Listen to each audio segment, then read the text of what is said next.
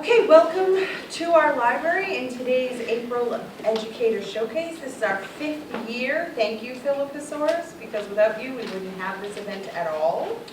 I'm Hope Fernandez. I am your Queen of Ceremonies. I am an educator. I am a former educational administrator. I am also a poet. So I first would like to welcome, on behalf of Director Paul Engel, Assistant Director Kevin Nascimento. Thank you all for coming. To our audience, to our public officials, Councilwoman Susan Castro, Tony Rodriguez, I saw him around the room right here, Superintendent of Brockton Public Schools, Priya Tahilian, our featured keynote speaker, Joaquim, Professor John Danny Joaquim of Bunker Hill Community College, and of course, to all others that will be reading for us today. Willie Wilson and Deidre Smith, recipient of the Willie Wilson Insight and Inspiration Award. Welcome. My name is Kevin Nascimento, and I serve the city, in particular the Brockton Public Library, as Assistant Director. Our Director, Paul Engel, couldn't be with us today, so you're stuck with me. A remarkable combination, Phil. It's a remarkable combination to consider in this world, the idea of taking the experiences and insights of educators and turning them into poetry and making it into a series. It's a creation of Phil Thesaurus, the Brockton Poet Laureate, sitting back there. Thank you, Phil, for your initiative in Brockton. So again, thank you for coming, and let's have some fun. Let's read some poetry. Thank you. Our next speaker is City Councilor Susan Castro. Thank you, and I'm so honored to be included here today. You know, Robert Frost was a favorite poet of mine, and he once said, "Poetry is when an emotion has found its thought, and the thought has found its words." And I think your ability to make poetry and share it is precious. And your ability to influence our children is also precious. And I thank you for all that you do with poetry. And you know, this is a very special and historic place to be holding this award ceremony. The Brockton Public Library, its original building was funded by a Carnegie grant almost 100 years ago. And I was listening to Willie Wilson say just a little while ago, this was the site of the first Brockton High School, right?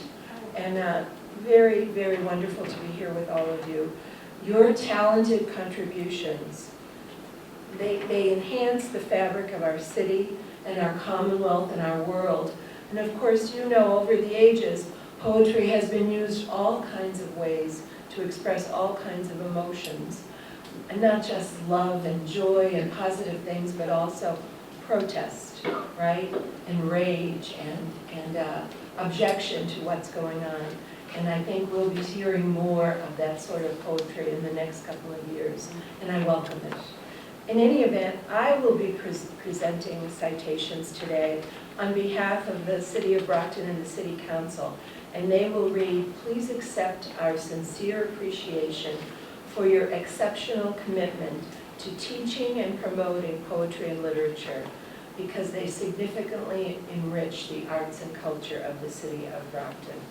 Thank you for the opportunity to be here, and at this time I'm going to present a citation saying just those words to Hope Fernandez.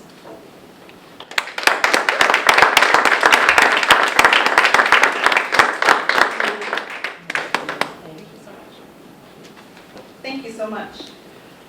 Our next speaker is Superintendent of Brockton Public Schools, Priya Tahilian. Good afternoon, everyone. It is a true honor to be invited to take part in the Educators Showcase, which is a celebration of the heart and soul of what makes quality education possible. Our teachers, our mentors, and the creative spirit they share with their students, which our students then carry with them for a lifetime. Today we honor not only the incredible educators who shape minds and change lives, but also the beautiful ways in which they guide students in discovering their voices through poetry. Poetry, like great teaching, is a quiet force that can move mountains, inviting us to listen, reflect, and grow. To our educators, thank you for the passion, patience, and purpose you bring into every classroom. To our mentors, thank you for being the guiding lights that help both students discover and pursue their own paths. Through your individual and collective efforts, you're empowering students to give back to our community through their contributions to our arts and culture.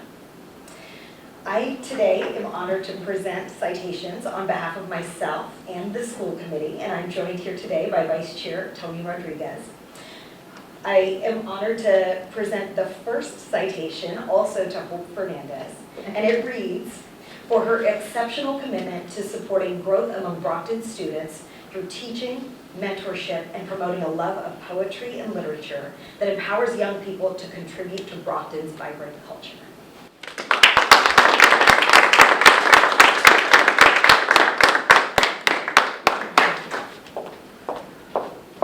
Thank you.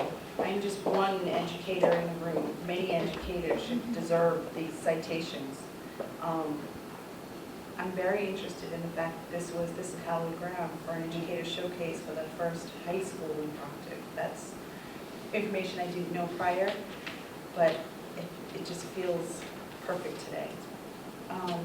The next speaker is a poet, friend, student, not personally of mine, but at my school, Sophia Muhammad. She's our student representative. Hello, everybody. Hello. My name is previously said Sophia Muhammad. I am a student at New Heights Charter School, and I pride myself in my poetry and my ability to share my voice through words. And it was my way of actually being able to show out in a way that actually made people listen. So I wrote a poem called The Importance of Education, and I think it's quite fitting. So if you give me the grace, let me share it with you all. I look towards the soil, giving a home to the grass, trees, and bushes. I look towards the sunflowers bathing in the warmth of the sun. I look toward the apple tree that gives birth to nutrition and inspiration. That is Mother Nature educating me. I look towards my smiling mother who always smiles on her worst days. I look to my father who is working hard, but even while he's working hard, he makes time for me. I smile at my sister who fills me with bravery to conquer my fears. I look towards the youngest one who gives me hope for the future. That is my family educating me. I look towards my teachers who make my days more manageable, the teachers who give me a place to be myself, the teachers inspiring me to show out instead of show in, be the next woman who inspires the next, and the teachers who saw past a small, soft-spoken girl. I look towards the teachers that saw the young for what others and adults could not see. Those teachers are educating you.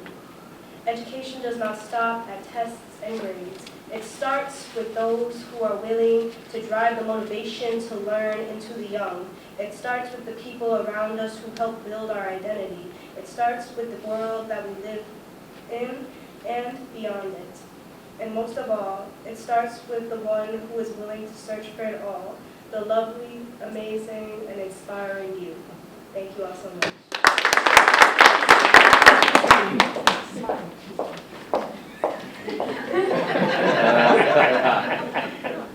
So on behalf of myself and the Everett School Committee, I would like to present this citation in recognition of your remarkable dedication to poetry and your impact on your fellow students while serving as an incredible representative of New Heights Charter School in Brockton.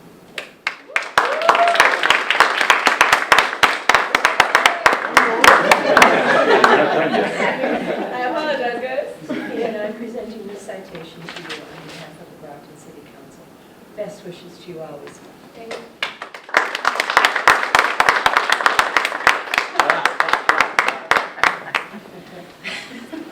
I have to say, I met Sophia, I was doing a Poetry Out Loud competition at New Heights, and she was not competing, and we had an open mic, and she got up and recited this poem from memory that just wowed the entire audience, and I just knew we were in the presence of someone amazing, so thank you very much. Up next, representing the Boys and Girls Club is Janai Dixon. Something I'd like to share.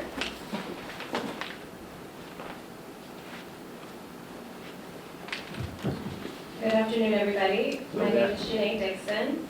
I am a local educator here in Brockton. I'm representing the Boys and Girls Club of Metro South. We have 2 locations, one here in Brockton on Warren Street, and our other location is in Taunton. We serve youth ages 6 through 18 at our clubhouse, providing safe after-school places for families, as well as hot meals, recreation, and community.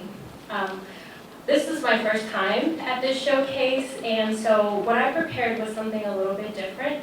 And I want to start my showcase with a question by a famous poet. Langston Hughes pondered the thought of what happens to a dream that is deferred. And in the work that I do every day as an educator, I come across that question. I have to get up and put on my pants and go to work and face children who might have dreams that are being deferred right now at such a young age. And what I do in my work is I try to open the possibilities of those dreams. My role is a director of college and career at the Boys and Girls Club. And I know that sounds like a lot, but what I am really trying to do is find avenues to explore those topics, meaning college or careers might be different for families based on socioeconomics, based on status in the community, based on immigration, based on a lot of different factors. And I think that what my role is to really do is to expose our teens primarily and our younger members to a variety of different paths that include vocations, that include having people in our community such as yourselves come in and share their expertise and create a pipeline of civic engagement. And so my door, my phone, and my email is always open, and I'm hoping that other educators in our community can come and help our teens and our younger members figure out what their dreams are. What you have before you is through a pilot project that I brought to the Boys and Girls Club. I am piloting some internships in our clubs right now, as well as some external internships that I'd love to see get off the ground. Really having our teens roll up their sleeves and get their hands dirty with their first work experiences within our clubhouses. So what I do is I place our teams with other directors, other community members, and internships as early as 13 years old, where twice a week they are going and they are working, and they are earning $500 stipends for 8 weeks for their time. What you have before you are some teens who expressed an interest in culinary arts. And so we have a chef in-house who prepares all of our hot meals for our teens. And so I place those teams with that director where they are learning, everything from knife skills to customer service, how to greet someone, how to prepare meals that are nutritious and healthy and are going to support their minds and bodies. And so at the end of 8 weeks, I put on a showcase. And everyone in this room is welcome to our next showcase. It is going to be June 5th at the Brockton Clubhouse from 6 p.m. to 7:30, and you'll get a variety of stories and dreams that are not being deferred from the local youth in our community, where they are getting to work side by side with our directors in-house. And like I mentioned, my dream is to then extend this work to more civic engagement opportunities with other leaders, with externships, with some of our teens in our Brockton community, so that the arts speak loudly and culturally through these dreams that are also a part of my dream as a long life learner and educator. Thank you. Thank you. And up next is Aaliyah Mehedi. If I said your name wrong, I apologize. Hello and welcome. My name is Alia Mehdi. Actually, Janae was very kind. She was actually my boss. And when I used to work with her, and we have a great friendship. And she was the one who said, Alia, why don't you come today and talk about your experience in the field of education and what you've gotten out of it. So the reason I sort of want to talk about a little bit about my journey, and I think for me, one of the most important things I saw is that when you want, you can overcome any barrier in the field of education. And that is very important, and I can definitely say my path was unconventional. And the reason I say that is when I graduated college, I got my degree in early childhood education, and I spent 10 years in the classroom. I was, with kids who were like 5 and 6, and learning the foundation and the fundamentals of learning with these students. And then I realized, no, I feel like I have a bigger purpose. And what is that purpose for me? And I wanted to more go into administration. So that's when then I went into the Boston Public School Systems, and it gave me a great skill set, but really it taught me the value of working with marginalized communities. And for the longest times where I grew up, I didn't really have access to marginalized communities. For me, it was like when kids would go shopping, they wouldn't be going, to maybe a TJ Maxx or Marshall's to get their things. No, they were going to be going to Bloomingdale's. They were going to be going to Lord & Taylor. They were going to be going to these department stores. And for me, it was very important that I wanted to sort of understand and learn how to bridge that gap that exists. And we are all one society, we are all one community. So it gave me a deeper sense of value and understanding. And then that's where I met Janae, and I then was in the Somerville Public Schools. I was there, I had AmeriCorps Fellows that I managed. I then decided I still wanted to pursue human services / social services, and focusing once again on marginalized communities. So then it landed me into the organization where I work at now, where I oversee 3 departments. We basically have a health and equity department, we have an adult education department, and then we have a youth department. And the thing is that I have seen in all these departments where I work at, is really education is something where when you empower a youth, they can go above and beyond. But they need the right tools, they need the right resources, they need the right level of mentorship and encouragement to surpass all those boundaries. And there's actually a little poem that I would like to sort of share with you, talking about those struggles that I personally have sort of seen some of the youth that I work with even currently in my job that sort of reflects that. And it is titled, We Matter. You have crossed seas, mountains, and oceans. You came to a place you never imagined would be. You brought with you a strength of a hurricane, and you carry with you the weight of the world on your shoulders. I see all of your hopes, dreams, and struggles. I know the way you feel about being in a place so foreign, for I have felt this way before too. The feeling that we don't belong haunts us every now and then, but it's the power to overcome that and be that success for ourselves.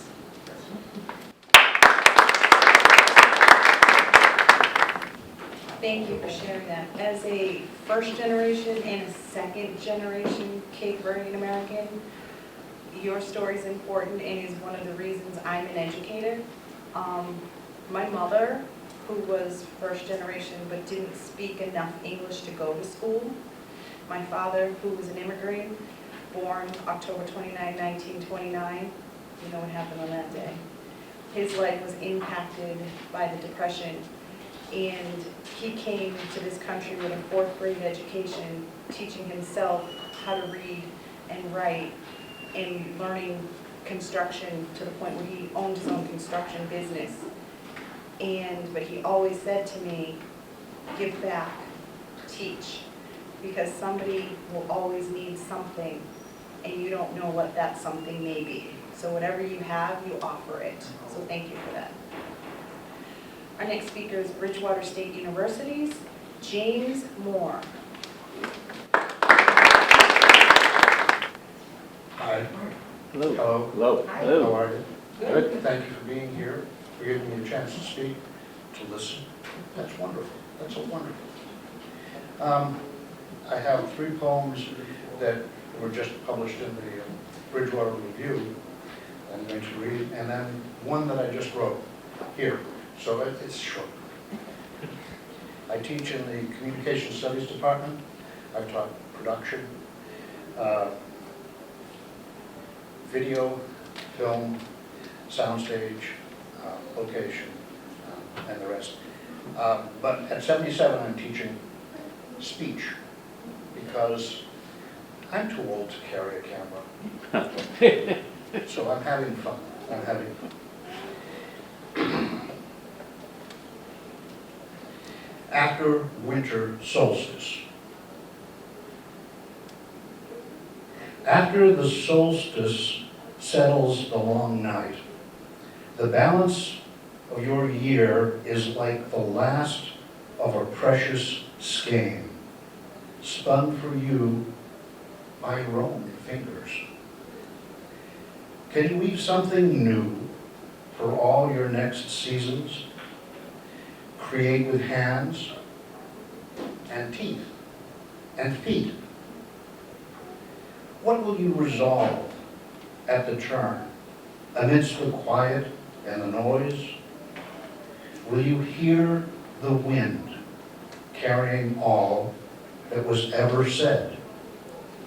Will you engage everything again, everywhere you are and are not?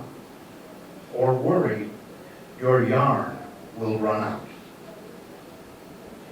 That's that one. The next one is a bit longer. It's more of a prose poem, as you can see on here. Borrowed a pencil.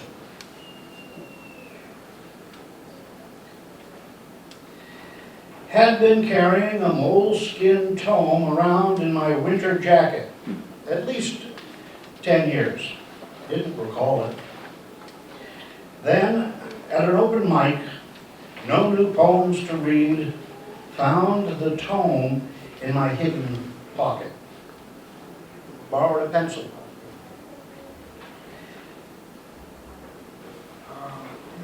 Turned to graphite of all the old school things long gone from my fingers.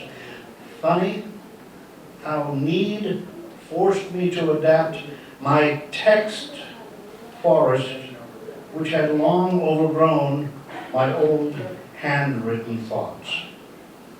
Just had no device ready to seed lines. Yet the touch of words penciled onto the page felt old, so very old. The penciled words plowed rows strangely on the bound pages. Old recognitions swirled on the white space mirror. Reflected changes over decades, like pronouns ground up and stomped quickly into an identity wine press, distilling new authenticities and an intoxicating generational sense. Some 50 years ago did it too. Made words mine, worked meaning to make self. Always thought transformations came slower, at a grander pace, except in war, of course, when unmaking accelerates the schemes of things between birth and death. But one morning, recently, read Van Gogh's Starry Night, hid in plain sight a century or so the fluid dynamics of stars which now Hubble's sight can verify. Da Vinci, too, an artist, a scientist, cloaked identity with a smile. To understand is hide and seek. The challenges of knowing inexorable. The nature of change is tactile. It sits on surfaces for all to find. The nature for all to find, like a virus waiting for a simple touch. A lick of invite to unfurl. Curious how my old coat led me to truths old and new, led me to hidden dynamics, to scribble again with my fingers and grow. What's that one? The third one from the book is squirrel. I need better glasses. Turning tree nuts between hands, prayer motion. It sits on brick, fenced by cedar and winter gusts. An old man twirling words about human behind glass, watching, being watched. The wind gusts laugh. And now one from sitting over there in the corner, having made myself feel really special by getting a cup of tea and putting it down on the floor and spilling it all over the floor and wiping it up for a few minutes.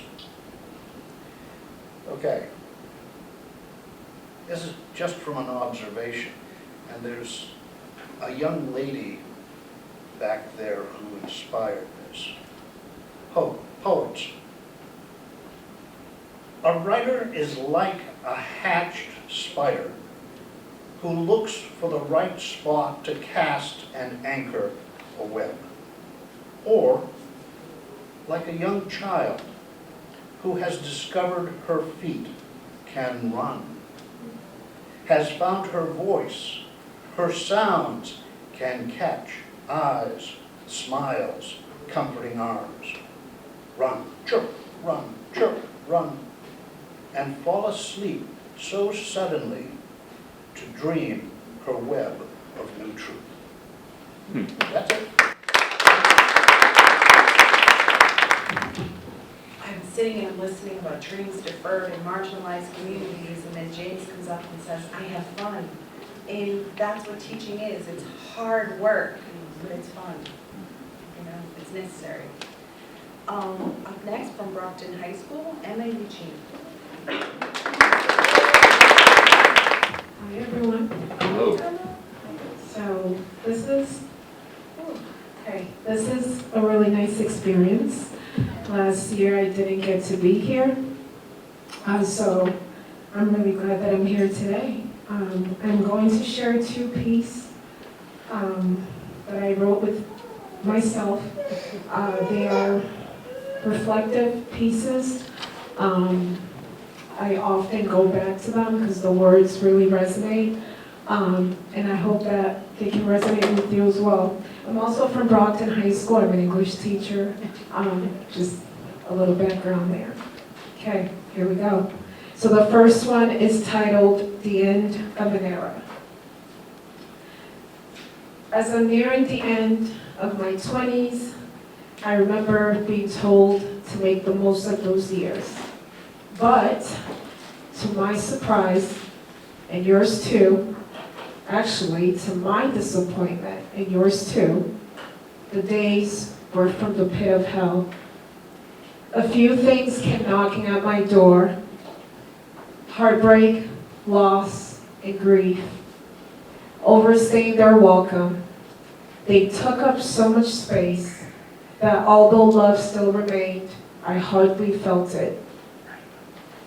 Then to my surprise again, the sky started to clear, the clouds shifted, and the sun stung my face. I felt joy and peace once again. So I like to believe that it gets better. I no longer yearn to take back the missteps, the mistakes. I no longer dwell in the could've, would've. I'm moving towards happier days. The light just keeps getting brighter, and I turn away as tears take over. If you see me cry, it's not because I'm in despair, but rather because I'm here despite of it. So on the days when the clouds set back in, I repeat the following words. May my blessings find me quicker this time around, and may I walk towards the sunset, relishing the abundance that is now my life. So that was the first one. Thank you.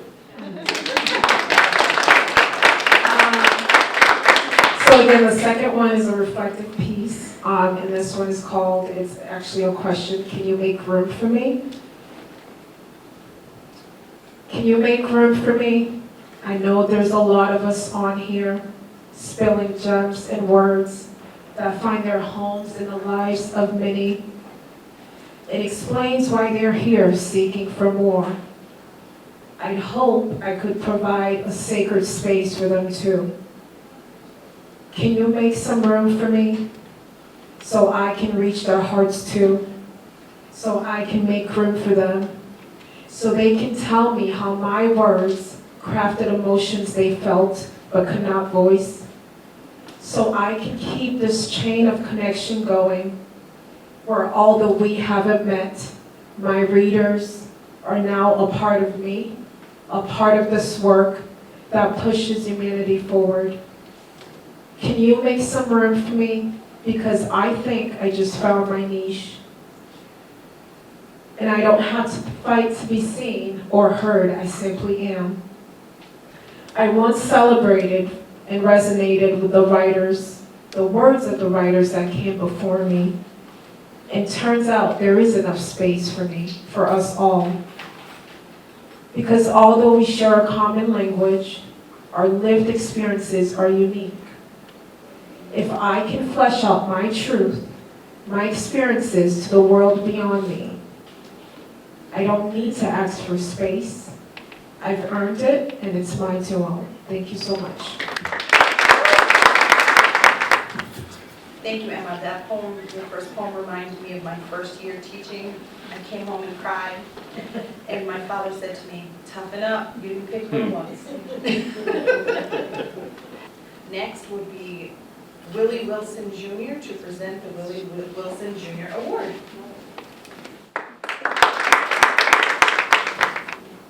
Good afternoon. It's always nice to be here, and it's also nice to have an award named after you.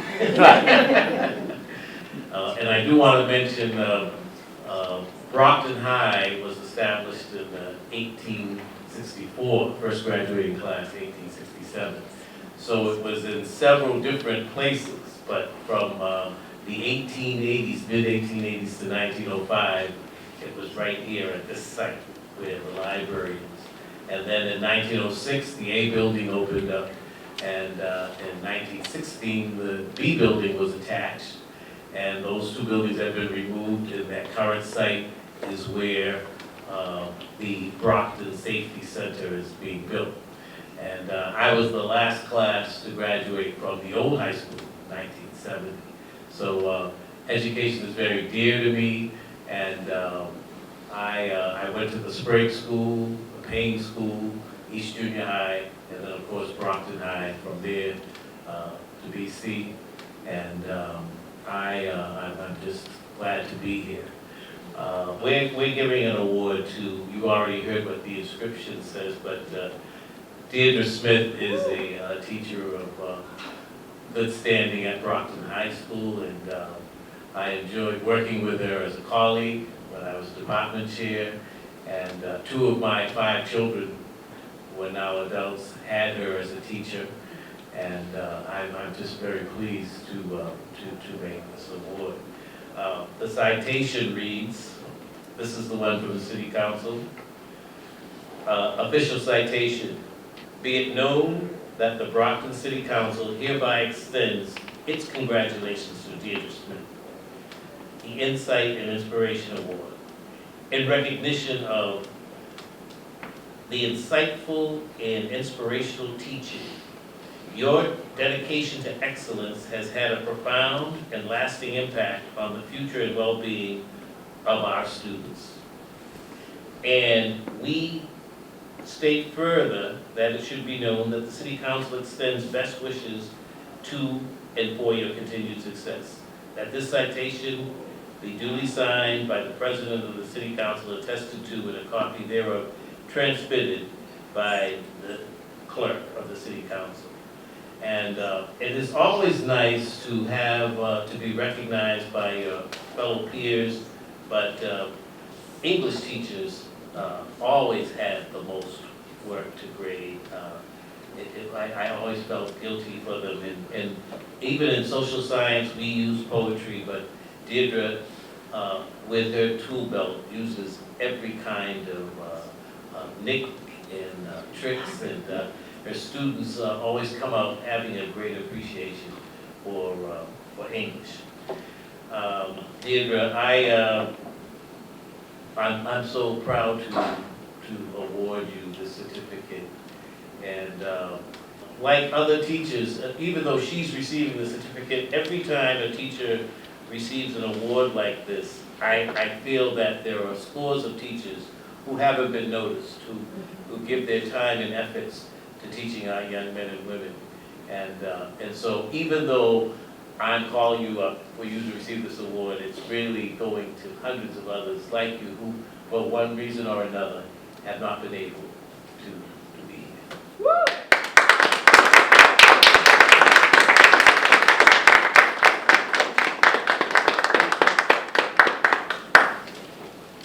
And you might want to say. Thank you. Good afternoon, family and friends. I am deeply honored to receive the Willie Wilson Insight and Inspiration Award today.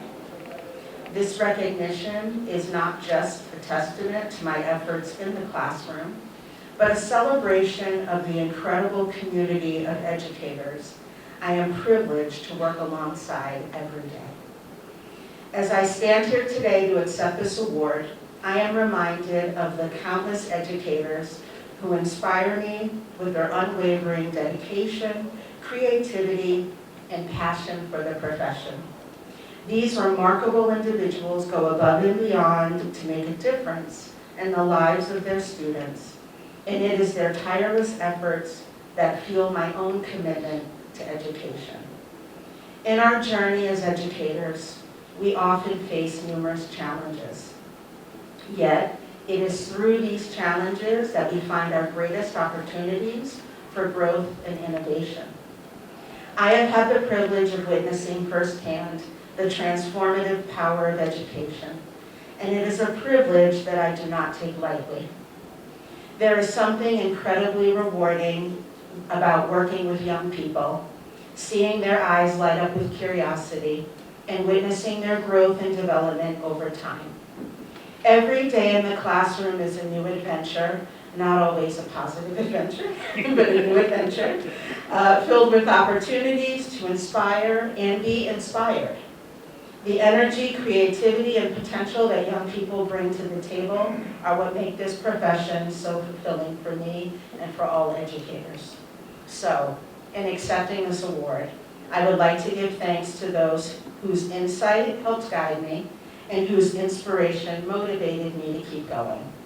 First, I want to express my heartfelt gratitude to Willie Wilson. Through your work as an educator, you have created a legacy of kindness, intelligence, and scholarship, traits that resonate deeply with me. To be associated with your name is truly humbling. I also want to recognize and thank Philip Hasoris. a dear and loyal friend who has spent over 30 years of his life bringing his talent and love of poetry to the city of Brockton. He has not only partnered with me in the classroom, and he's coming to my classroom on Wednesday, helping my students workshop their own original poetry, but he has encouraged my own creative writing as a way of self-expression, especially in dealing with my mother's illness and ultimate passing in 2021. I would also like to take a moment to express my deepest gratitude to my entire family, to my husband Al, right here in the front row. He knows that between September and June, I am often consumed by my job and not as present as I should be. And yet he stands by me offering encouragement and patience, a fresh cup of coffee as he goes upstairs to bed while I continue grading papers late into the night. His support allows me to dedicate myself fully to my students and my work, and for that, I love you and am profoundly grateful.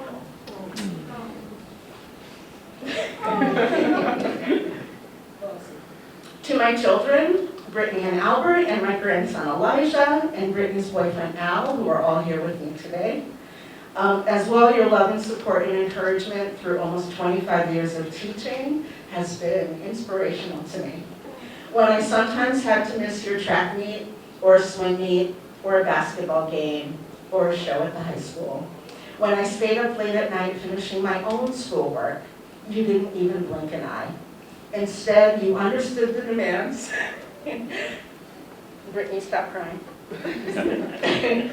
Instead, you understood the demands of my profession and always offer your unwavering support. Knowing that they are cheering me on every step of the way fills me with immense gratitude and joy. And finally, to all of my fellow educators, Emma, this is for you. You are the true heroes of this profession, and I want to say thank you. Your resilience, your ability to adapt on a moment's notice, your multitasking skills, your jokes and laughter when I need it the most, and your unwavering belief in the potential of every student are the things that inspire me to strive for excellence and to never lose sight of why we do what we do. As we move forward, let us continue to embrace the spirit of collaboration and innovation. Let us challenge ourselves to think beyond the conventional and to explore new ways of engaging and inspiring our students, both in the classroom and at home. And let us all continue to work together to love and support one another and to inspire the next generation of learners. Thank you. I don't know, Philip, these keep getting better and better. Just a quick note, Philip and I met my third year when I was an educator. I started a poetry slam team, and that didn't exist on the South Shore at that time. And then I joined a group, I think it was called Poet Tribe. We would meet at the Fuller Craft Museum, and many of my poems are where they are today because of this man. And we lost touch for a long time. And he's an educator. He taught me more about poetry, and I know he doesn't want me to talk about it, but I have to say, give credit where credit is due. Thank you, Philip.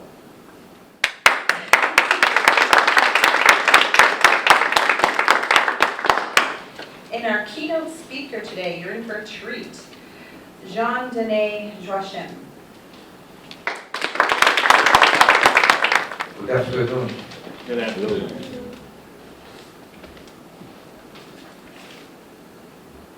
I am so honored to be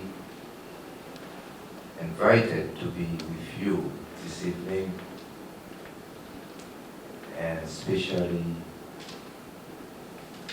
I grew up with such respect for the profession of teaching. I was born in Haiti, and there, this is a profession that is revered. You know, when parents send their children to school, it is full trust.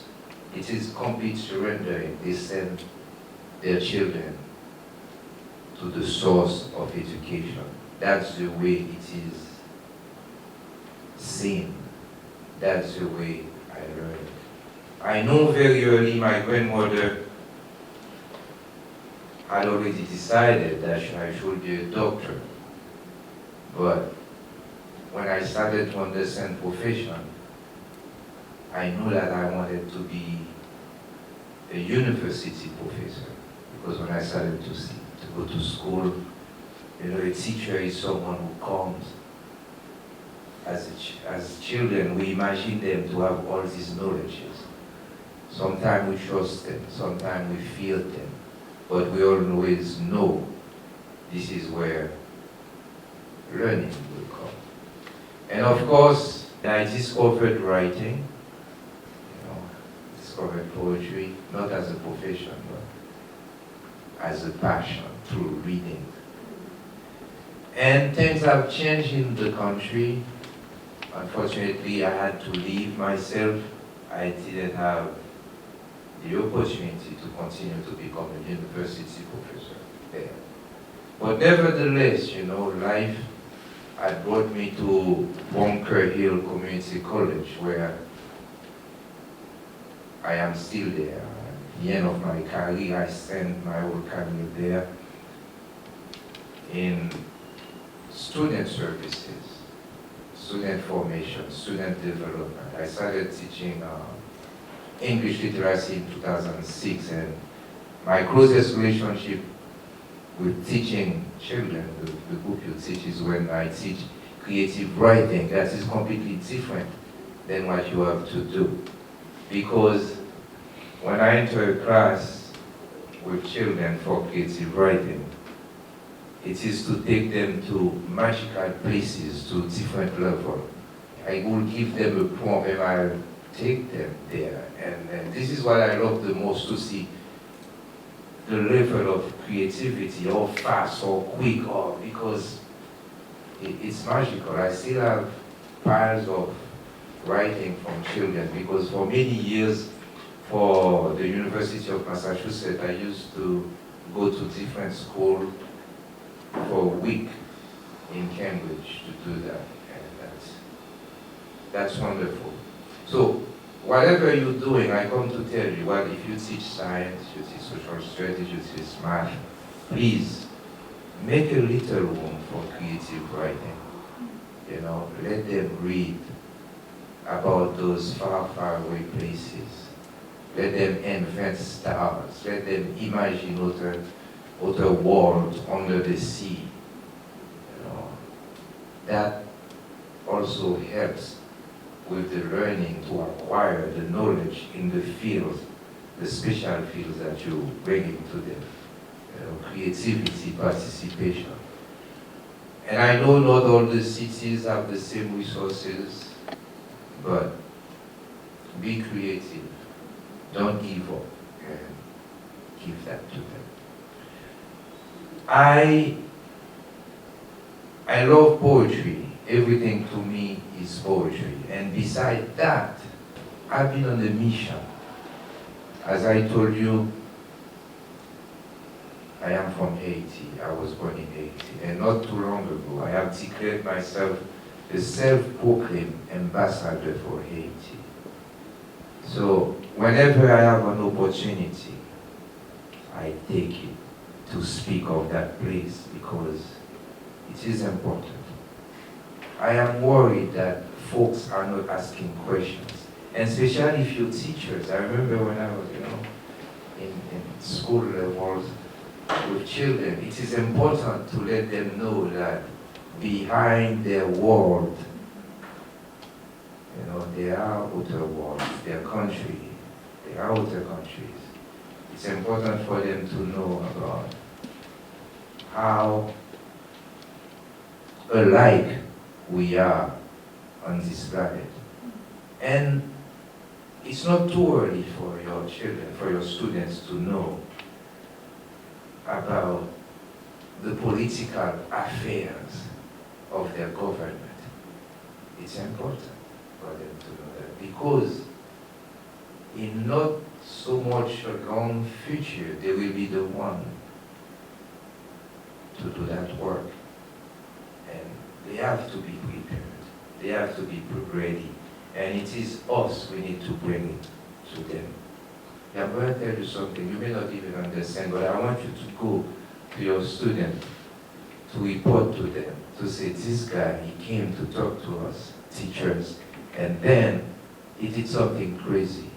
He told us something in the language of his country that we don't even speak. I want you to tell them that. Tell them it is okay.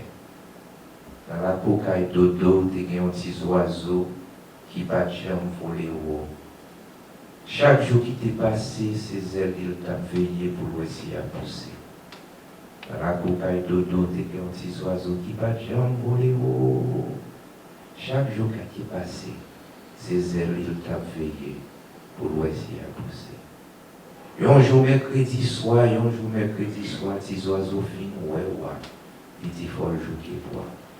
Un jour mercredi soir, tes oiseaux fin, ouais, il dit faut le jouer qui boit.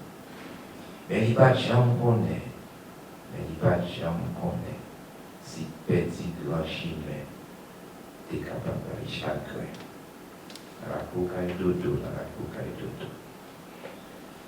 I want you to tell your children, your students, that I spoke in my native language, in Creole. To make them understand that languages unite folks, unite people. If they can, if they have access, especially now with apps, learn a few greetings in Arabic, in French, in Creole, in Spanish, why not? You know, by the time they get to college, they can take those formal classes. It's important to know each other, that's connection. This day I only write about Haiti.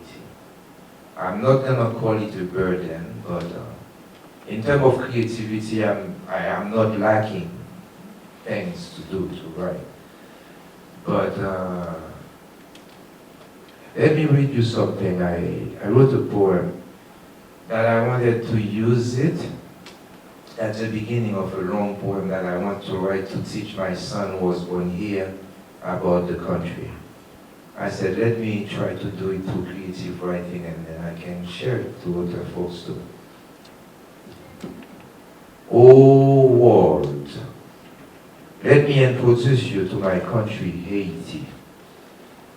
A small island firmly rooted in the Caribbean. A green barrel of beauty. The Indigo Sea bathes its flank. The waves with voices of 1,000 instruments, day and night, singing melodies to her. Its rivers dance, riding and embracing, refresh and nourish its carpet. Corn, coffee, and sugarcane once abundant here. Rich in nature, with its mild climate, this land was born for friendship and peace.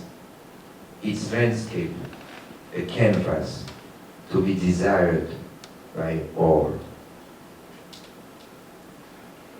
The pace of life matches the island's ambience. Generosity abounds and souls are warm, smiles and joy light up every face. The sun in its generosity visits every day. Our skies are starry and our nights are magical.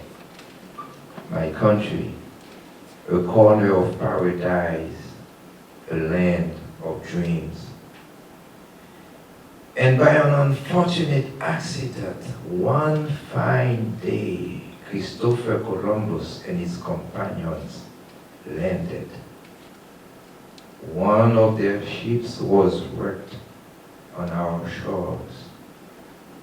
Deception, betrayal, massacre, and horror impregnated the island soil. Exploitation through and through. Live up or live free or perish was our only option. We joined forces to overthrow it all. And in 1791 we said no to their servitude. We broke the chains demanding justice, freedom, and dignity to the echo of lambis, drums, and calls. The rest of the world was witness. We reached out to neighboring peoples and beyond, and we are still paying the price. We celebrate life with a beating heart.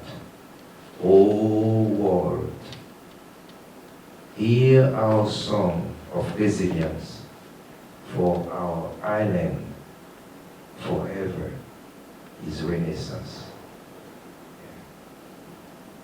If I had my chance again, I would want to be you, a teacher. But now, I thank the rest for creative writing. When I take off my hat, not too long, in not so much time from the school where I am, the rest is gonna be for creative writing, more poetry, more plays, more short stories, and more public reading, because as an ambassador of this little country, I can do better speaking of it. Please, don't be afraid to infuse joy, light, underside text to your teaching, because sometimes I know a little secret that makes difference too, that can captivate your student in a way you wouldn't imagine. So thank you, it was an honor to be with you, and life is good, continue your magic in the classroom. Thank you.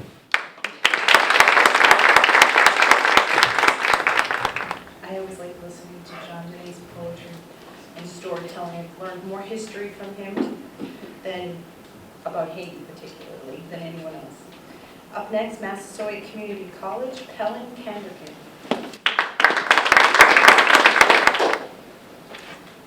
Thank you very much, and I'm honored to be here with you today. And it was my first time when I shared my poetry.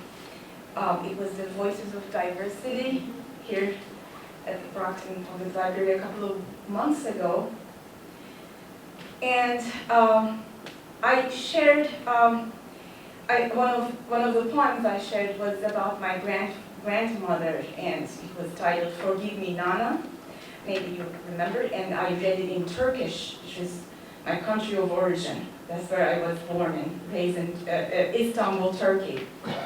I'm a professor of history and government at Massasoit Community College, and again, I'm honored to be here, and I love teaching, I love what I do. I also, I'm a history professor, and I teach courses on Western civilization, US history, world history. I teach a course on immigration, and it's a course of my own design about refugees, immigrants, and displaced people. Like history, when you look at history, the majority of what we talk about is sometimes violence, especially when you look at the history of the United States. Yes, it's also history of violence. What I want to do in my classes is bring in emotion, be able to talk about things, and situate ourselves as individuals within history. And for that, I think sometimes you need to do the real talk.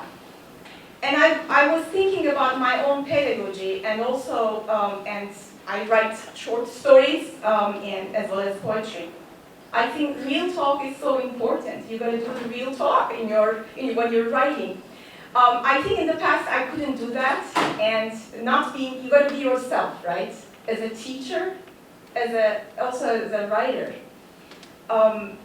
Talking about violence and piggybacking on what John Denny talked about, I also try to bring up my own, the history of Turkey as a country. And I consider myself an exile here because it's been so long, almost 10 years, I didn't go back. And the situation there is not very good for people who are journalists, academics, writers, because there is unfortunately not freedom of expression. But I also want to bring in joy in my teaching and laughter. And I want to be comical at times and bring in a sense of humor. I think it's so important.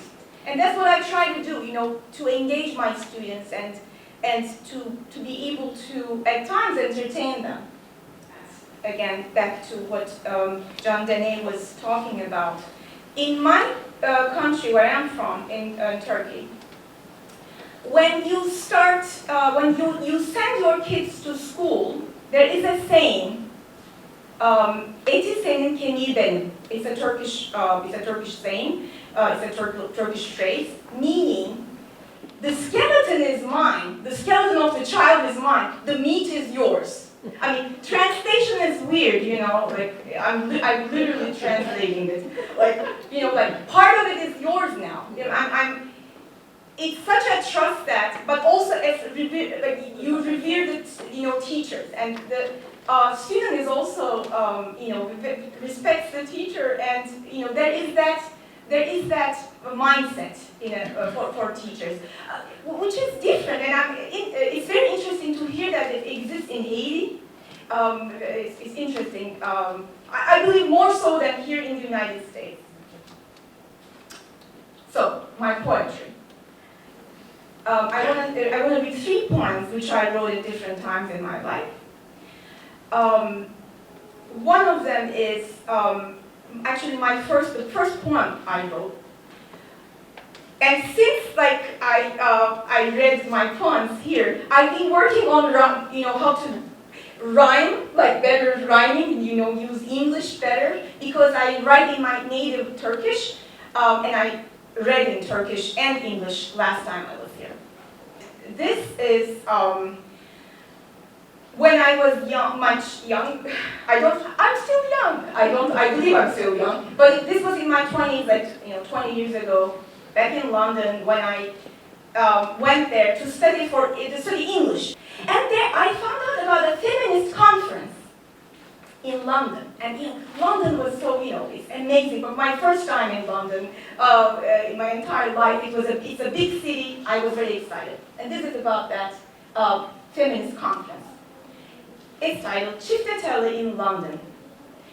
Elif is 19 years old, dancing çiftetelli bold. In the heart of London, it is cold. Elif's mother disapproves with a frown, but Elif keeps bouncing up and down, hands open wide, her joy unbound. Kurdish, Turkish, Greek meet in London, gathering many. Elif moves with grace uncanny. Women rejoice in harmony. This is the Feminism Congress at last, men's reactions fading fast. As Elif sways with rhythms vast, warm Balkan breezes flowing past. English, Arabic, Danish too.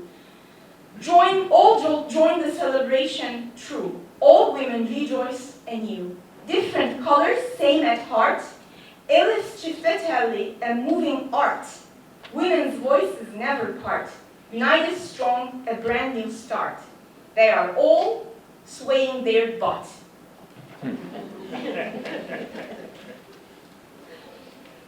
This second poem I wrote when I was impacted by by reading history, and I was studying the history of the United States and world history, and I was also, in my mind, trying to understand why there is so much violence in history. And looking at my own, country of origin in Turkey, I was impacted by a woman who named her child Savaş. She was a Kurdish freedom fighter, and her son's name is Savaş, meaning war. And this is a poem related to that, titled "A Child Woman of Our Time." Animosity-fed slavery in a land full of history. I'm going to leave you alone, she uttered. Already left my child naked in the river. a river that lost its blue tint, flowing red ever since. She named her child Savaş, meaning war in her native. She looked weak, but had the most fearless look in her eyes. Oh boy, wait and watch. Only time wins, we lose. Even the winner loses in the end. But the women in my town are undefeated, she yelled.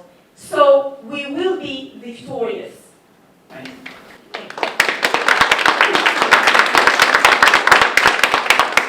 you.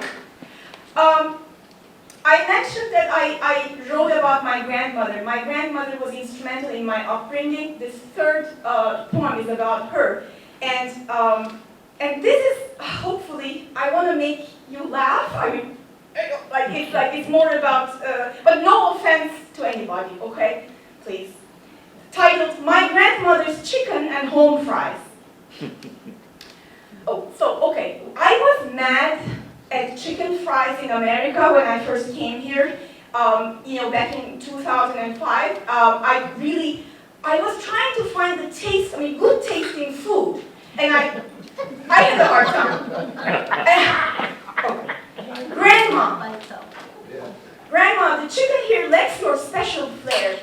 It doesn't taste as good, not even fair. So bland and tame.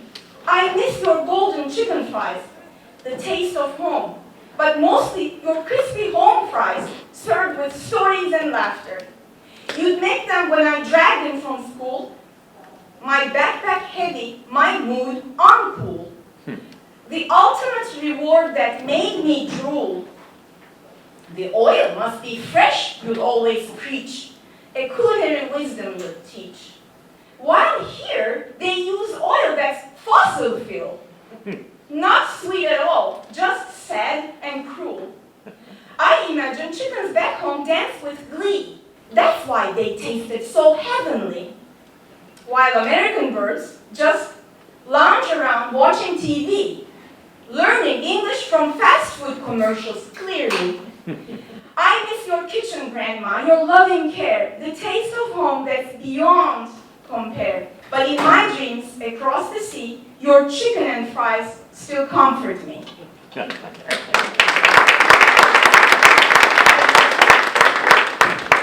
Thank you very much.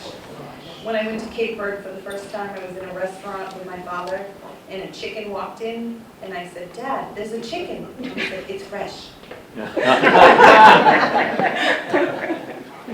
And next, also from Massasoit Community College, is Mark Walsh. Thank you. Thank you, O Queen of Ceremonies. That is the greatest title I have ever heard. Hold on to that. Make cards with that. That's fantastic. In between last time I was here reading and this time, I was very fortunate enough to have my first book, my first collection of poems come out.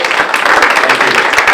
It's called In the Garden of Fortunes. It's out by Lily Poetry Books. There is an awesome poet by the name of Philip Asouris who was very kind enough to write a blurb on the back of this book for me, so I'm owe Philip many debts of gratitude, but that is one. So what this collection of poetry is, I wrote it over the pandemic, and the way I describe it to people is, you notice the fortune cookie on the cover of this book. If Pablo Neruda was the creative director of a Chinese cookie factory and he was charged with sort of overseeing the writing of the fortunes, this is kind of what the fortunes would look like. So they are short aphoristic poems.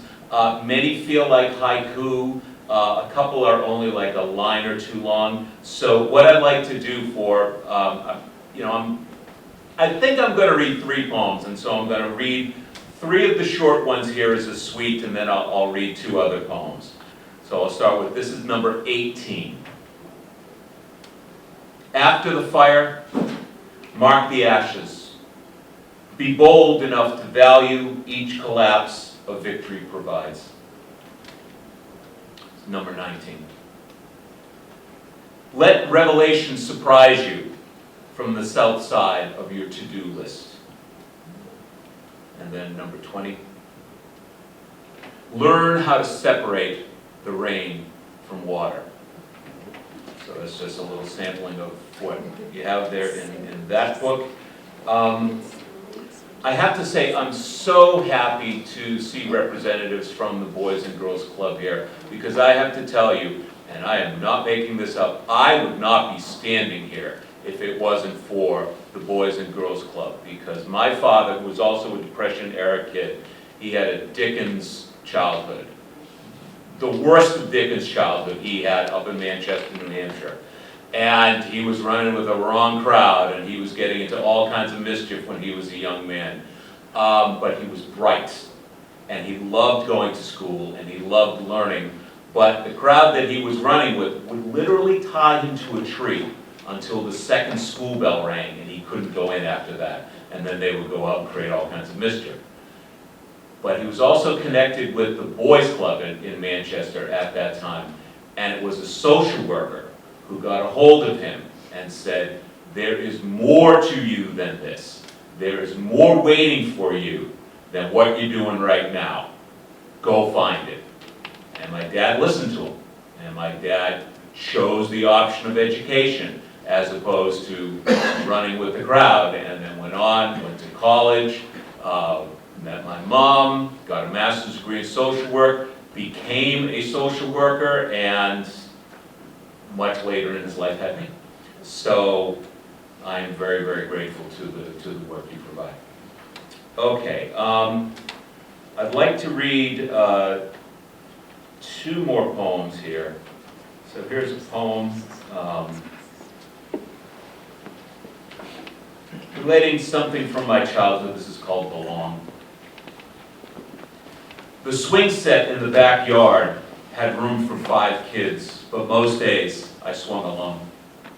From that swing, I watched kid-full cars drive off to beachside amusement parks or downtown department stores, then kick the air, pump my legs, trace the patch of dirt to the high pine boughs along the arc of not being asked. Swinging was a way of blowing aside abandonment, a release from being picked last or finding yourself at joke's butt end.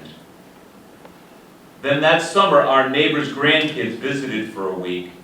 We played games without captains or blame across fenceless backyards. At lunchtime, I went away, taught earlier that a place at the table appeared only when absence needed a warm body.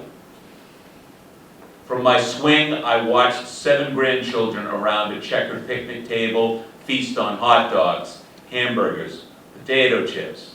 They ate and waved, and I kicked against all of it starting over.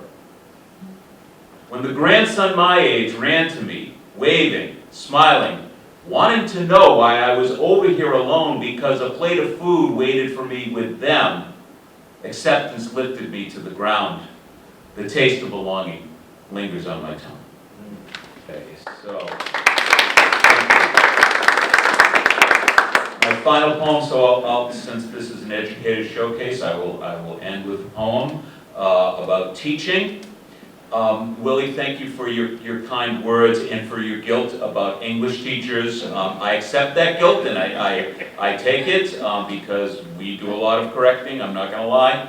And right now, I don't know about you, but we're feeling a little thin. We're feeling like a famous Hobbit said, too little butter scraped over too much bread. So this is something, I say every once in a while, I have students who come up to me and they're interested in teaching. They're going on to Bridgewater, they're going on to Stonehill or Suffolk, and they're interested in getting into education.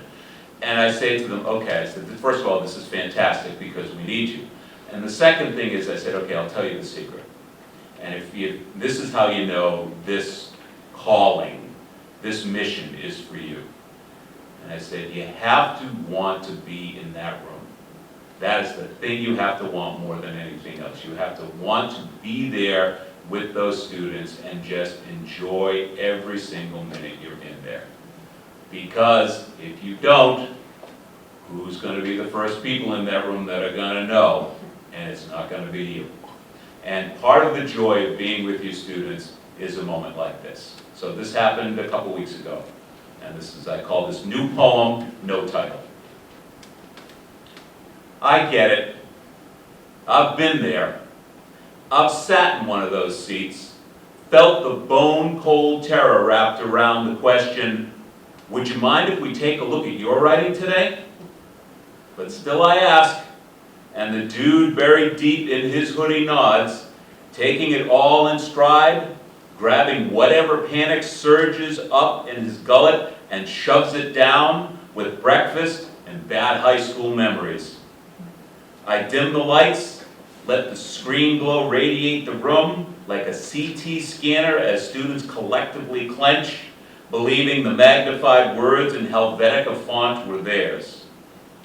I'm still reading the first paragraph when a young woman, whose life always delays her by 10 minutes, whose caramel skin is a gift from her ancestors and their Atlantic island chain, whose brown eyes watch me skeptically as they did on the first day of class, who missed the previous 2 sessions for a daughter who fell sick and then felt really sick, who eased into her seat panther slick and eagle alert, who tilted forward just enough to uncover interest, who elected herself first commentator of the workshop saying, I like what you've written. You've got it all here, but you've got some places where you're missing commas, and that's my thing. It kind of bugs me. I like to write, and I can show you how to fix those things. And then turning to the class says, I'm happy to help anyone fix that stuff. The hooded dude nodded and noted, drawing into himself and writing furiously. The seal broken, another woman speaks up, offering her thoughts on what can be improved. Then another makes a few suggestions on what can be made better. Then a man, older than the other students by fatherhood, recommends something to add, and the conversation sails from there. I enjoy the freedom these moments provide. I become another shadow in that dark room as students take the helm and discover ways to navigate towards ownership. But in the owning, there is a journey of fellowship, one with a message that sneaks in below talk of commas and run-ons, deletions and additions, something said on a sub-frequency of humanity. I want to help you. I want to be your friend. Thank you. Thank you. It's always nice to hear about a writer, AI replacing us. And a student accused me of writing Shakespearean because I wrote hand cursive, wrote a note. I was like, no, not Shakespearean. Just cursive. So feeling antiquated. I will introduce New Heights Charter Schools teacher Jessica Bowden. Hello. Okay. I've never shared my writing publicly before, so it's a little intimidating. I've not written poetry in many years, and I first got into it when I took a lyrical writing class at Syracuse, and then immediately lost access to the poems. So a couple of these are rewritten from what I remember. So I'll just start. The first one is called Hands. Into ours you give the greatest gift you've ever received, trusting us to mold their eager minds, watching, touching, and tasting the world. Trying to make sense of every new piece, of every new day, each step they take a reflection of us all. Their small hands reaching out to ours for safety, for assurance. Unaware that within their grasp, we find the map back to wonder. Lasting connections made through play and paint and laughter and love, and the understanding that in our hands, they are also the greatest gifts we've ever received.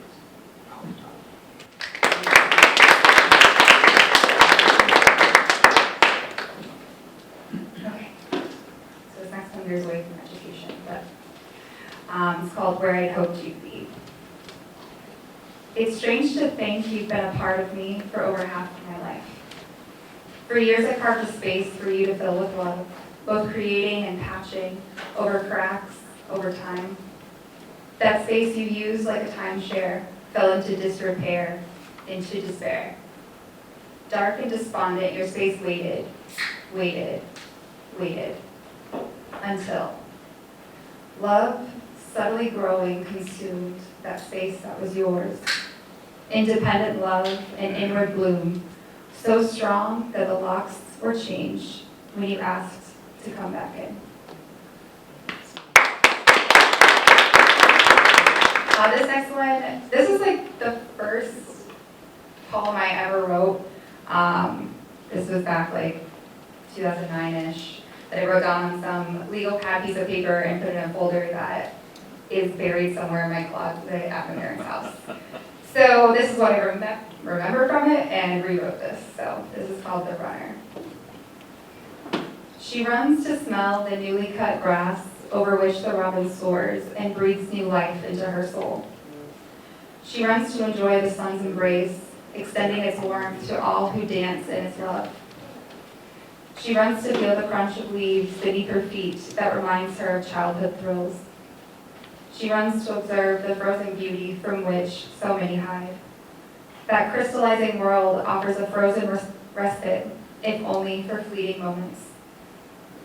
She runs to forget the mornings she almost couldn't get out of bed, to exhaust the voice stuck on repeat that yells, "You're never enough." She runs to quiet the noise inside her head that is an endless, chaotic loop of everything all at once. The resolute pavement, the focus on breath, as adrenaline and endorphins work as one to quell the daily storm. She runs, and for a while, it is enough.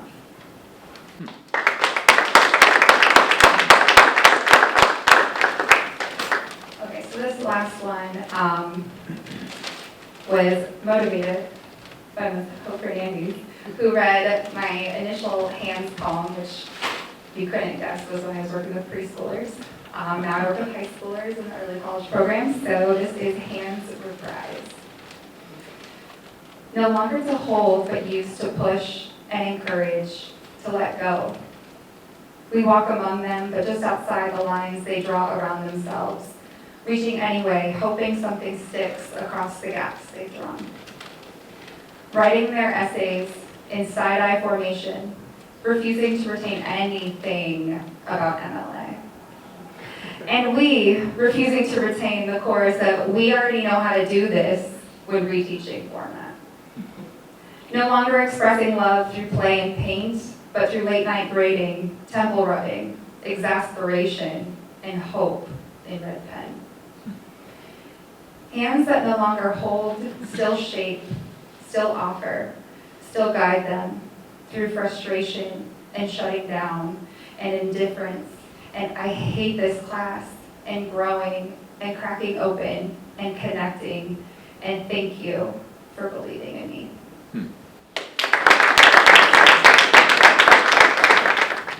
And next up, from New Heights Charter School as well, he's also my work husband, Noah Ferrer.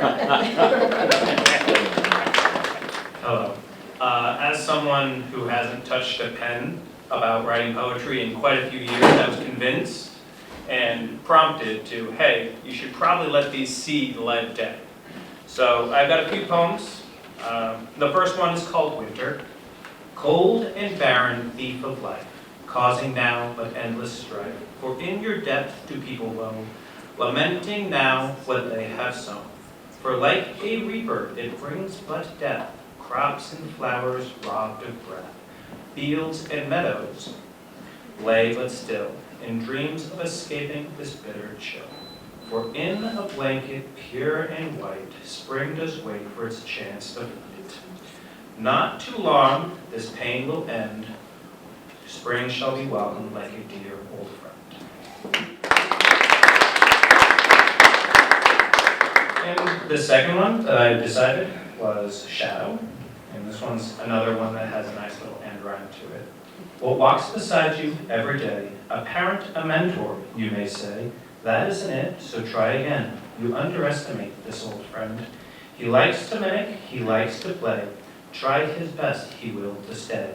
But when darkness begins to leave its mark, Even shadows are afraid of the dark. This one is fire. Death consumes us all one day. Light your fire and stoke the flame. Darkness is a lonely place. Fear and shadows you must face. In us there is a light, waiting there to guide your fight. Some will search to use this gift. Others scorned are left adrift. If you ever get the chance, light your fire and let it dance.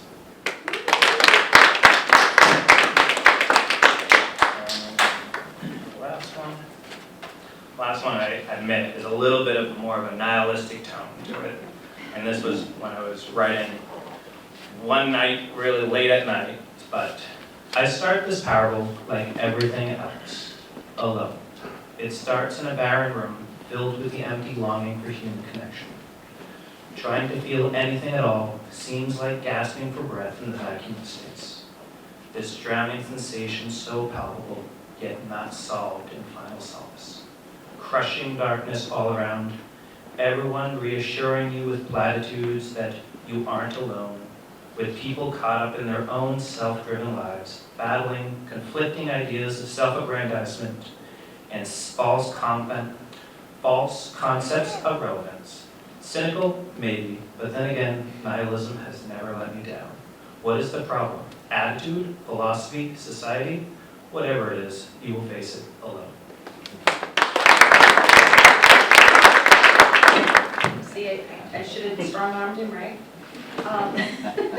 Next up is Colleen Hall from New Heights Charter.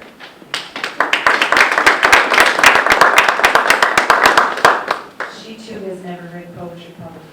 I was gonna say, when the last time I did this, but just kidding, I've done this before. Hopefully that public speaking that I learned way back when in Bridgewater State College, now university, wasn't a university when I was there. That's how long ago it was.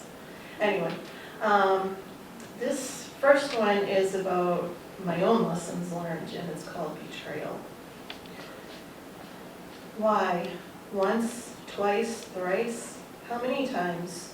When did your heart turn to ice? Forgiveness is for me, not for her or you. I must let it go, so I'm not forever blue. Apologies I won't receive. Do you even know the damage that you leave? Trust? No, never again. You destroyed what was left, not to ever return. It's safer to be alone. How you sleep soundly, I'll never know. Revenge? No, it's not for me. Karma in the universe will take care of thee.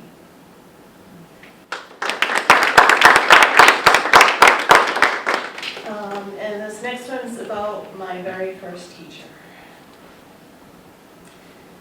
You were there when no one else was. Your strength, your love, my rock, my sun. I can go on because of you. It's what you would want. And what you have taught. Strength through and through. Days turned into months, and those months will become years. All because of you, I won't have any fears. Your strength feeds mine. You don't know any other way. Please still watch over me and walk alongside. Still so much to do and places to see. I wish you were still here to share, but in my heart you will always be.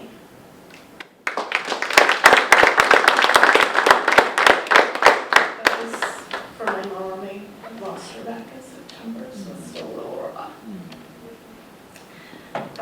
And my last one, I am a special educator, so I wrote this with my students in mind.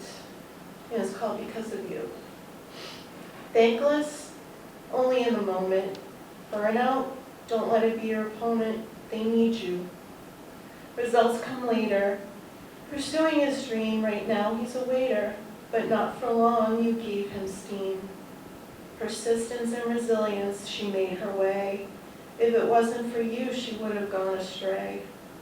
He gave you a hard time, afraid he'd get lost. You never gave up. He became the boss. You don't see it now, but it's there, that little spark that turns into a flare. their success when others thought it hopeless. You believed in her and him and all of them. They are all achievers, and we are lucky enough to be their teachers.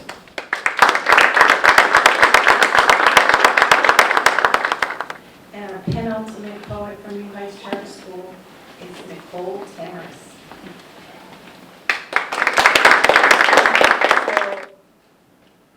Robert Frost once said, education is the ability to listen to almost anything without losing your temper or your self-confidence.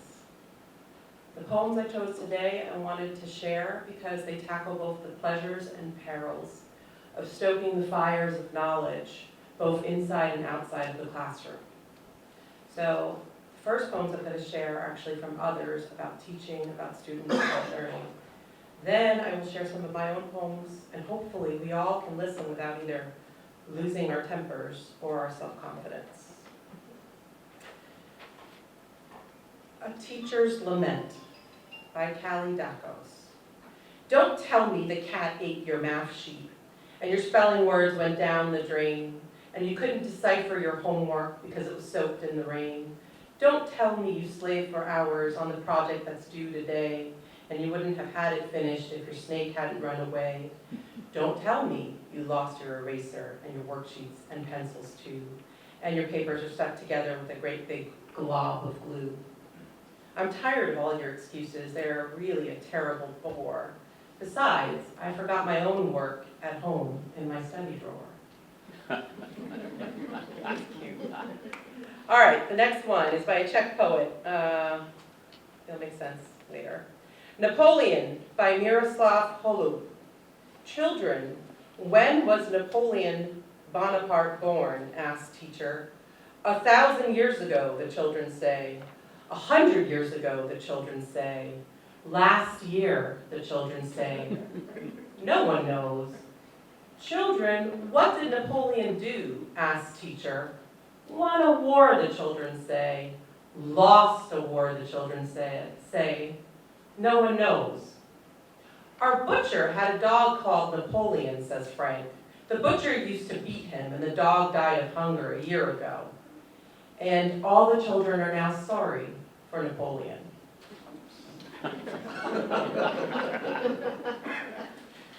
Okay, so this poem is one of my first originals I'm going to share with you. It is inspired by my son Owen, who's been reading the Hunger Games book series.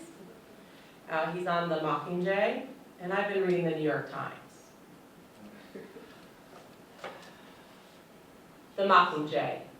In the grand arena of justice, take your seat, where toddlers defend themselves. Isn't that neat?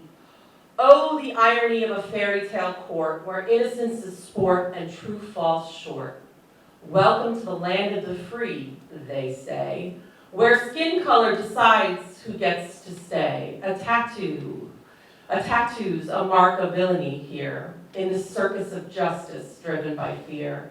Step right up to the Trump show, folks, where narcissism reigns and logic chokes, building walls and banning humans like me with glee. It's all part of the absurdity spree. Welcome to the land of the great and free, where tweets decide policy, can't you see? Skin color and tweets are the new rule of law, a reality show where reason's a flaw. Judges in jail for doing their job while the powerful laugh and continue to rob. What a universe where wrong is right and the cries of the weak are lost in the night. So grab your popcorn, enjoy the charade as justice and sanity begin to fade. Let's toast to the chaos, the grand display where the truth is bent and morals decay. In this carnival of power and spite, we revel in shadows devoid of light. Raise a glass to the madness, our new parade where the lines are blurred and the pipers paid. But listen close, hear that clamor and shout. That's the sound of change without a doubt. We raise our voices in satirical glee to now point out the absurdity we see. Protest with panache, let irony reign. till even the birds join in our refrain. In this dystopian play, the mockingjay sings, echoing truths of rebellion's wings. For in jest, we find the power to fight against this madness to set things right. Dystopian tales, now headlines, we face, as fiction and reality share the very same space.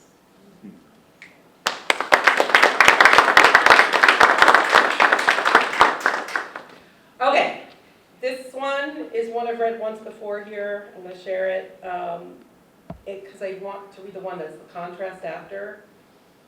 I'm in my 40s, so I'm dealing with aging and the graceful elements that require reading glasses and all the things.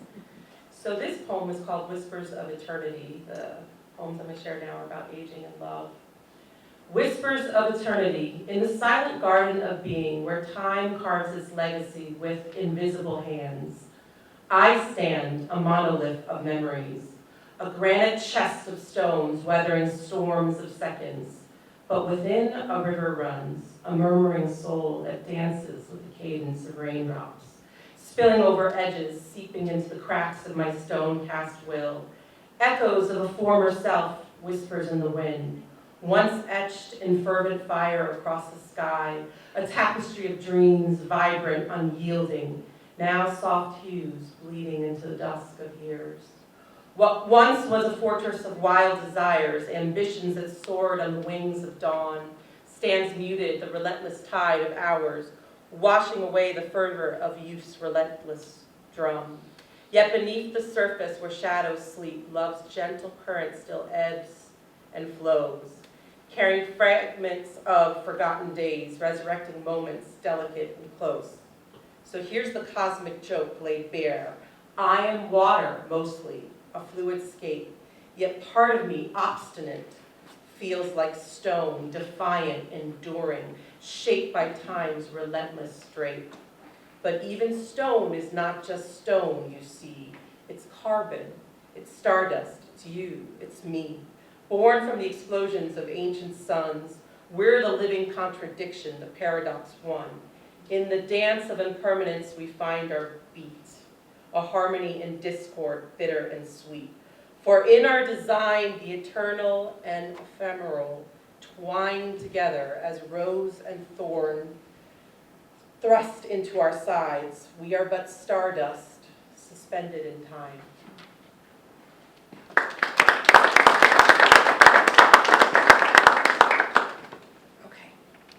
This next one is playful and has a curse word, so I apologize. Cabinet of bones. My body creaks and groans like a clunky cabinet of bones, rattling with every tick of the clock, a symphony of squeaks defying the sands of time. Oh, youth, blissfully unaware of a tidal wave of aches waiting to crash over them, I weep at the end of every sitcom. Am I the only one who sees our finales lurking in each laugh track? Photos lie, promising eternal youth and a passport to immortality, as if snapping a selfie could freeze me in time and fend off the inevitable rust. My heart beats now with a curious thump, refusing to be a mere stopwatch counting down. Less fear, more what's next? Is this the grand prize of aging, acceptance of life's ultimate punchline? I sure hope so, because the other perks of getting older have been, frankly, crap. Seriously, I'm really at that stage in life where I'm looking back longingly at that time when I didn't know what to fucking do next with my life. I miss the days of cluelessly wandering through life, at least being gorgeous but never actually feeling gorgeous, with the stamina to run 3 miles. Now I'm still clueless, but less dazzling, perpetually tired, and wheezing just to reach the top floor. Yet with every breath, I hold on to that eternal joke, resisting the pull of the final curtain, hoping for an encore before I go full Pixar and float away on a balloon-laden house to Paradise Falls.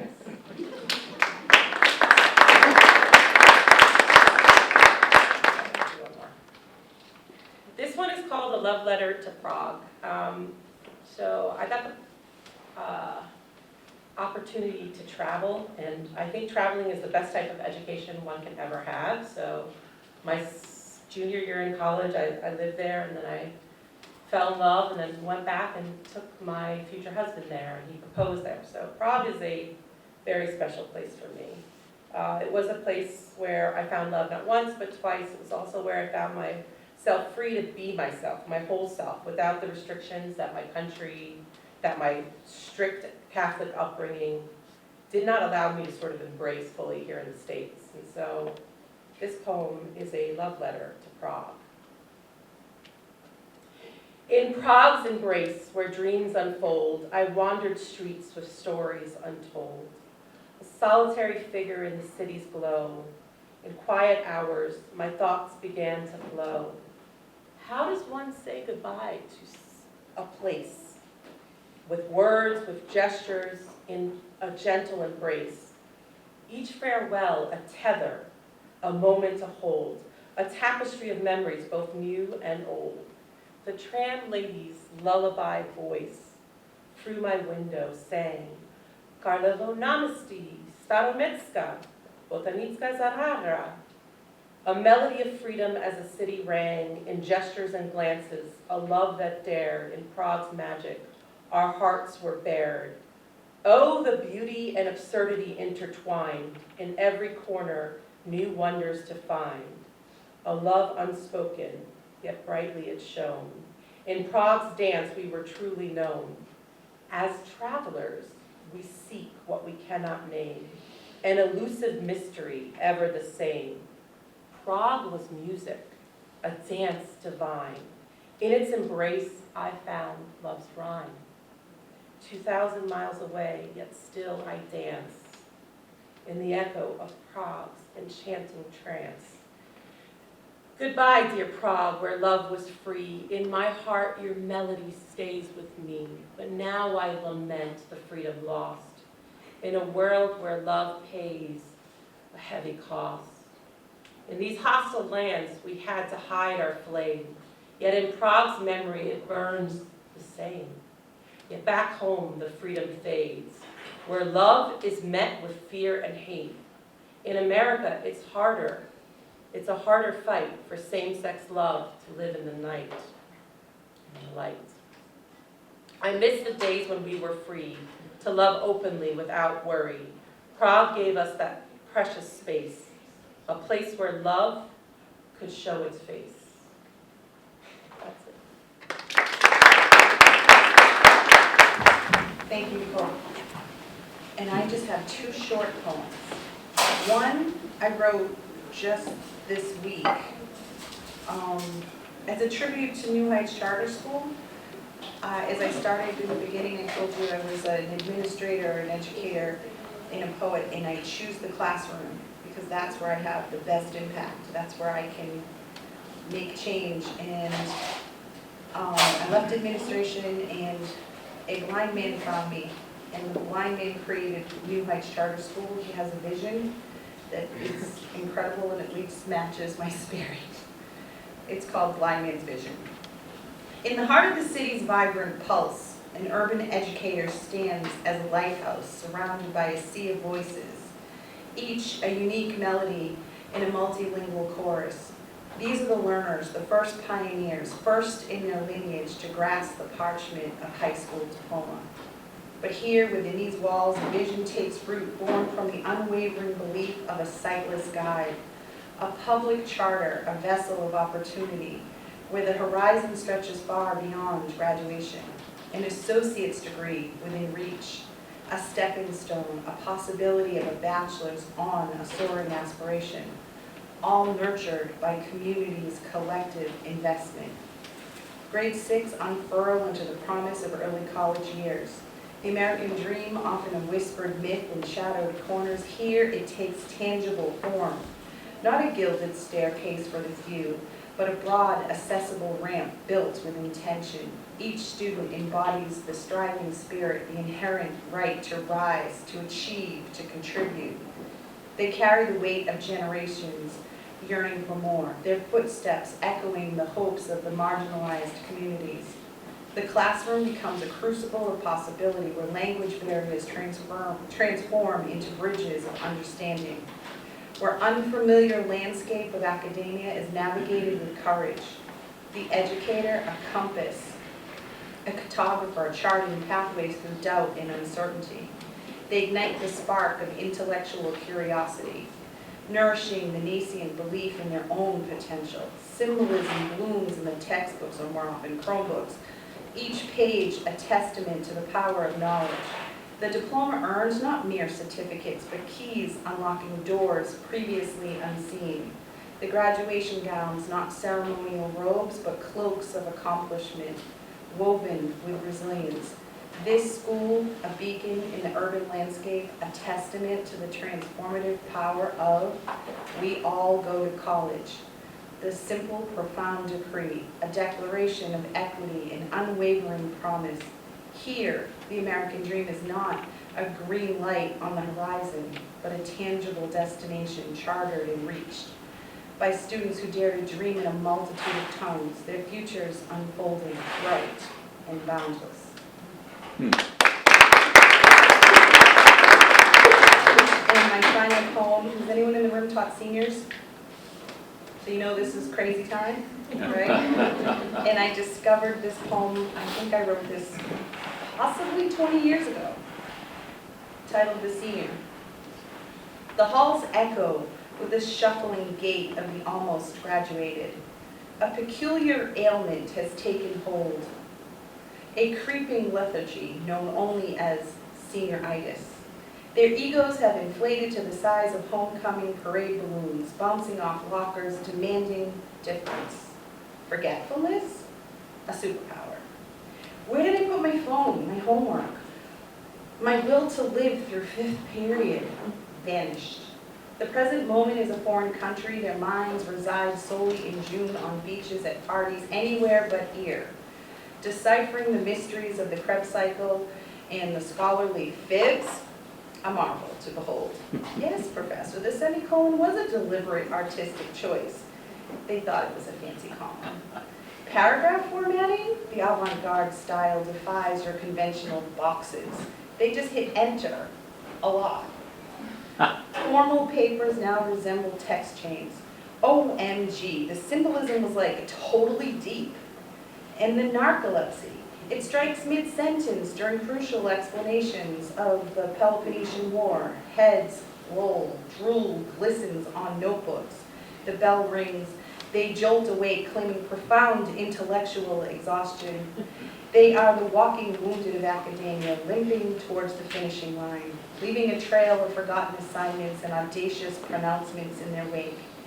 Handled with caution, may spontaneously combust into a cloud of graduation confetti.